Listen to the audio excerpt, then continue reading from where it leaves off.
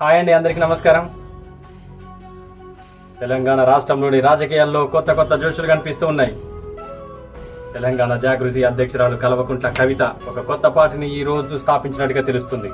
ఈ పార్టీ పేరు అనౌన్స్మెంట్ చేస్తారని చెప్పేసి ప్రతి ఒక్కళ్ళు కూడా ఉత్సాహం ఉరకలిస్తుంది. బట్ ఆమె మైకు తీసుకొని జోష్గా చెప్పింది తన పార్టీ పేరు టీఆర్ఎస్ తెలంగాణ రాష్ట్ర సేన అని. ఎప్పుడైతే పార్టీ పేరు అనౌన్స్మెంట్ చేశారో అభిమానుల గుండెల్లో ఉత్సాహం ఉరకలేసిందండి. 100 రెట్ల ఉత్సాహంతో వాళ్ళందరూ కూడా నినాదాలతో సీఎం కవిత సీఎం కవిత అని చెప్పేసి గొంతు కంఠస్వరంతో మారుమోగింది. ఎంతకైనా అభిమానులకు ఆ మాత్రం చూసి ఉండకపోతే ఎట్లా? మేడ్చల్లో నిర్వహించినటువంటి ఆ సభకు 1000 మంది వచ్చారండి.